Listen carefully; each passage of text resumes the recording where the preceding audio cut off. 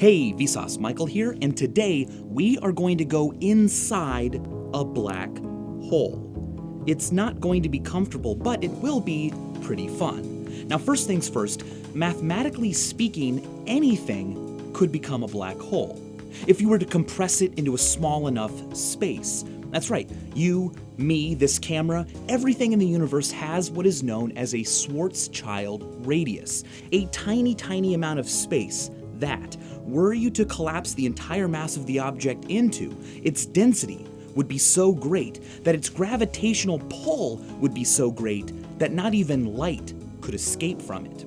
You would have a black hole. If you were to compress Mount Everest into something smaller than a nanometer, you would have a black hole. And if you were to compress the entire Earth down to the size of a peanut, you would have a black hole. But fortunately for us, there is no known way to compress Everest or Earth in that fashion. But a star, many, many, many times larger than our own sun, has a much larger Schwarzschild radius. And when it runs out of fuel and can no longer keep itself hot enough, it collapses to a single infinitesimally small point known as a singularity. Its density will be infinite, and so its gravitational pull will be so strong that nothing can escape, not even light. But enough about ways black holes form, let's jump into one. First question, what would it look like from the outside? Well, we know that gravitational fields bend space and time. Stars behind our sun will actually appear to be in slightly different locations from Earth because the sun's gravitational field bends the light coming from those stars. When it comes to the gravitational fields of larger objects like entire galaxies, or for that matter a black hole, the effect is even nuttier. Light coming from objects behind them is significantly distorted, producing smears and smudges. As seen from Earth, the blue galaxy behind this red galaxy is completely distorted like a funhouse mirror, so rather than appearing as it really should, it looks to us like a ring, a smudge all the way around the red galaxy. This is known as gravitational lensing. Now take a look at this simulation of a black hole with a galaxy millions of light years behind it. The galaxy is not really in danger of the black hole's suck, but the light coming off of that galaxy certainly is. Watch as the galaxy passes behind the black hole, and its light is contorted, twisted, and distorted. Now here's a really fun demonstration. What if the Earth were to orbit around a black hole? Looking from the outside, the Earth would look normal at first, but as soon as it passed behind the black hole's gravitational field would warp the light reflecting off the Earth, producing this. For the sake of simplicity, let's jump into a simple black hole, one that doesn't have a charge and isn't moving, and also isn't already sucking up a bunch of matter, so it's just there on its own. As we approach, the distortion of the sky grows greater and greater. A larger and larger portion of our field of view looking forward into the black hole will be filled with darkness. At this point, where half of our field of view has been swallowed up in darkness, we have reached the photon sphere. At this point, light is not going to necessarily get sucked into the black hole, but it doesn't necessarily leave it either. Instead, at this magical point in space, light, photons, can actually orbit the black hole. If you were to stop here for a moment and look to the side, you could theoretically see the back of your own head, because light reflecting off the back of your head would travel all the way around the sphere of the black hole right back to your face. A gravitational field not only warps space, it also warps time. Now, for most intents and purposes here on Earth, we never have to worry about that.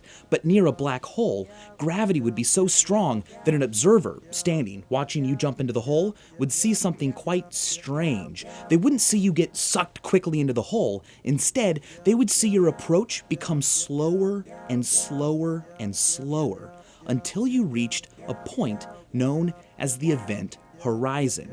This is a point in space where, once crossed, there's no going back. It is at that point that light can no longer escape. And so to a person watching you fall into the hole, that would be where your journey ended. You would seem almost frozen in space, the light coming off your body becoming increasingly redshifted until you simply faded into nothingness. they would never see you cross the event horizon. But for you, of course, everything would seem fine and dandy. You would continue past that horizon to your now inevitable death. As you continue to approach the black hole's singularity, your view of the entire universe would get compressed into a smaller and smaller point in space behind you. If the black hole we're jumping into is large enough, things might actually be quite comfortable at that event horizon. We'll know that we're never going to escape and that our lives are pretty much over, but it might take us hours to actually reach a point where things started to hurt. Why would they hurt? Well, the closer you get to the singularity, the more significant the difference in gravitational pull is across space. And so parts of me that are closer to the singularity would be pulled more strongly than parts that were facing away, and my entire body would be stretched toward the singularity. The effect would be so incredible, scientists don't usually call it stretching, they call it spaghettification. Once you reached this point, you would be dead. Your molecules would be violently ripped and stretched apart, and when they got to the singularity, well, we don't really know what would happen. Perhaps they would completely disappear in violation of all the laws of physics, or maybe they would reappear elsewhere in the universe. It's believed that a moving or spinning black hole might actually create what is known as a wormhole, a way of transitioning across space faster than light. Not in any way that violates the laws of science, but in a way that takes advantage of the universe's dimensions. For instance, if I wanted to get from this point to this point, I'd have to travel the distance. But theoretically, a wormhole would do something really crazy. For instance, this. Now, the 2 points are right next to each other and I can travel between them almost instantaneously. But again, this is all theoretical. Luckily, we do have a possible way of analyzing black holes right here on Earth. Enter the dumb hole. Just as a black hole does not permit light to escape, a dumb hole is an acoustic black hole.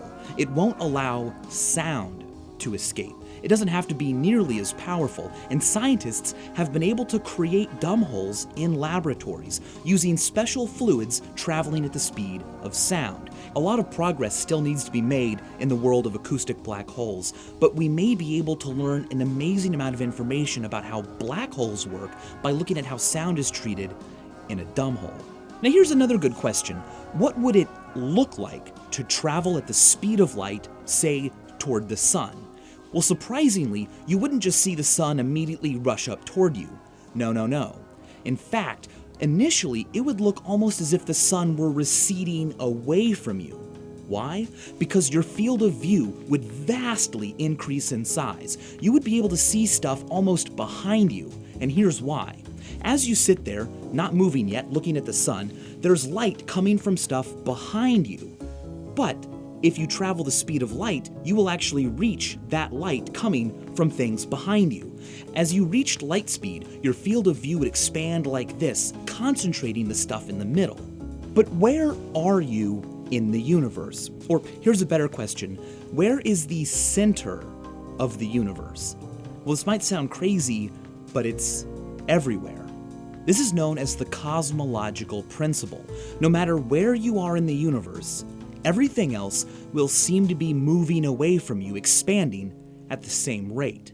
The universe is expanding, but not like a balloon getting bigger with all the people inside it. Instead, it's as if we are the surface of a balloon. If you were to put a bunch of dots on a balloon and then blow it up, all of the dots would move away from each other at the same rate. And on the surface of the balloon, there is no center.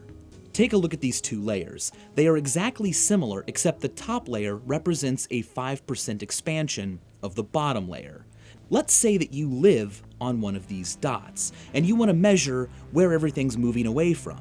Well, watch what happens when I line up a dot in the past and the present. Boom. It looks like the center of the expansion. I can do this with any dot. As soon as I choose a dot to be the frame of reference, it immediately becomes the center of the expansion. So while dying in a black hole would be lonely and scary and morbid, when you look up into the sky, think instead about this. No matter where you are or who you are or what your friends or your parents tell you, you really scientifically are the center of the universe. Finally, What if our universe was a Googleplex meters across? It is nowhere near that large, but if it was, it would be so voluminous that statistically, it would be nearly impossible for there not to be an exact copy of you somewhere else out there in the universe. To see why, I highly suggest that you click right there and check out Brady Haran's new channel, Numberphile. It's part of the YouTube original channels, and I've worked with these guys before. They're amazing. They're my favorite kind of geeks. So check out that video, watch their other stuff, and if you like math, I highly suggest that you subscribe. And as always, thanks for watching.